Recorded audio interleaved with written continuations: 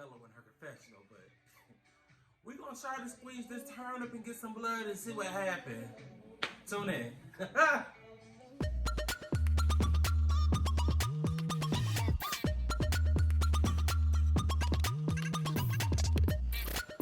Hey y'all, I've been gone for a minute now. I'm back with the jump off. Goons and I can't even say all that, y'all. I've been going way too long. I know. But my shows went off. I really didn't want to go into just discussing pop culture. My shows came back. They wasn't really giving nothing. So it was like, do I force myself to record? Do I not? I just decided, let's not do it. I set my camera up so many times after Real Housewives of Atlanta 17 down. After Real Housewives of Atlanta season 13 premiered, set it up, ready to go, sat down to take my notes. I couldn't pull nothing. I'm just like, what is this season giving? We'll talk about the season after I talk about this new episode, but we're going to try to jump into it, get back to it. This is episode 8. I know. But what we're going to do is we're going to act like this is episode 1 and not even talk about episodes 1 through 7. How about that? Okay. So, episode 8. The girls go to the beautiful Charleston, South Carolina. I'm originally from South Carolina. I am from Georgetown, South Carolina. Geechee as fuck. No, but I'm from Georgetown, South Carolina, which is about an hour and 15 minutes from Charleston, South Carolina. So I know the girls are going to be in a beautiful, beautiful city. Charleston is beautiful. Charleston is wonderful. So I thought that was a great domestic destination for the girls. There's beach, there's sun, there's, they can do so many things in Charleston amidst the panorama that we're in. So yeah, they get there. Kenya, they start out by talking about Kenya and this Brooklyn situation, which when Candy broke it down, Kenya was saying it last episode, but how Candy broke it down, like, she doesn't have the support that the rest of us have. Like, she doesn't have, mom or auntie or whoever, husband, baby daddy, to step in and help care for Brooklyn, which I get, but I don't think this trip was planned overnight. I don't think this trip was planned yesterday and it was like, okay, you could have figured something out. Or if you wasn't going to figure something out, at least extend the invite to the other moms who may have want to bring their child on the trip. I think that's where she went wrong. However, we are filming a show. Yes, this is a reality TV show. I'm going to need y'all to stop wanting to bring the babies on the trips. Now, please don't attack me in no comments. Please don't say nothing crazy. I just feel like we know that we are filming a show. We know that this is a girls' trip. Same thing that happened in, what was that, Real Housewives of Potomac with the Dr. Wendy, Ashley thing with the babies. Let's just leave the babies home. No? That's too crazy? No? I ain't no parent. I don't know. I'm not a mom. I may feel totally different if I was in that situation. I just feel like we know we're filming the show. I feel like we know we're going on a cash trip. We know we're going on a girl trip.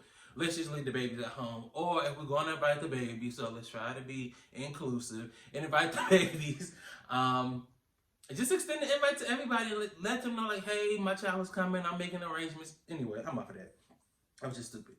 I was confused a little bit how Cynthia, it just literally just clicked as I'm talking about it out loud. How the hell did Cynthia get to Charleston before the ladies on the bus, when the ladies on the bus left earlier than Cynthia? And how in the hell does a bus ride from Atlanta, Georgia to Charleston take 8 hours? Yeah, I go home often. I was just like, 8 hours? When it said 8 hours, I was like, what were they doing? Like, did they stop every 30 minutes? Like, how do you stretch out a 4-hour trip to 8 hours. That made no sense. But I get why they would complain because one, I don't want to be on a bus or in a car for 8 hours. Two, if they were going to be arrangements made with a plane, everybody should have been extended the invite, or everybody could have pulled together to get the plane. Because I mean, it's not like Kenya was a great hostess that we're going to see later on in the episode. Anyway, so they get in, and Kenya has this bright idea to do this murder mystery thing. I guess in the grand scheme of things, like a girl trip, I guess that would be a cute idea. But you know who these girls are. Like, it was presented as this is going to be a turn-up, fun trip. I don't want to do no murder. I don't want to do no murder mystery. Baby girl, no. And then you got this actress, I guess it was supposed to be over the top and dramatic and bad acting. So you know that it's a joke or a game. But I mean, this girl was horrible, the way she was falling out and all this other stuff. It was a mess. All the girls that were ready to turn up and have a good time was turning up, taking shots, drinking. You had the auntie, you had the aunties, the TTs, the aunties trying to solve the murder mystery. It just was all over the place and unorganized. And I think if it was more organized, that the girls probably would have bought into it more, had a good time. But it was just chaotic. Like, nothing about that first night was like planned out or anything. It was like a free-for-all, and you could I could feel it through the screen. Like, I literally got exhausted watching the first half of the episode because cameras were zooming in and out and going this place, and so much was going on. It was so loud. But no, that was poor planning. That game was whack. And how the hell, Kenya, how you gonna have the game but win the game? How are you gonna solve the mystery? Like, did you get tired that people weren't playing along, or I don't know what it was, but it was just like, how are you gonna solve your own game? You want us to play this whack game. When we do play the whack game, you gonna solve it. Like, it was just a mess. But so they start going around and looking at the rooms, and I was also thinking, like, why is it taking so long for them to like assign the rooms or go see their rooms? Like, usually in this group setting things, that's one of the first things they'll do. They'll go try to find their room and run it around and scavenger hunt or whatever. But I just realized, like, they sat there the whole time and drank and turned up and pregame and started the mystery game, and then they looked for rooms. But I felt like the comment that Drew made about Homegirl's husband, LaToya's husband, I see how that could be like off-putting. Yeah, I don't know. It was wrong. She shouldn't have said it. It wasn't that big of a deal. She did say it to her, so I mean, if that's the thing, Drew did say it to Toya, and she was being shady. But I was just so confused, and I was laughing like in the moment, like, why did it take LaToya so long to register what Drew said? It was like Drew said it, nobody caught it. Then Toya was walking down the hall, and she was like, "Wait, did you say something about my husband?"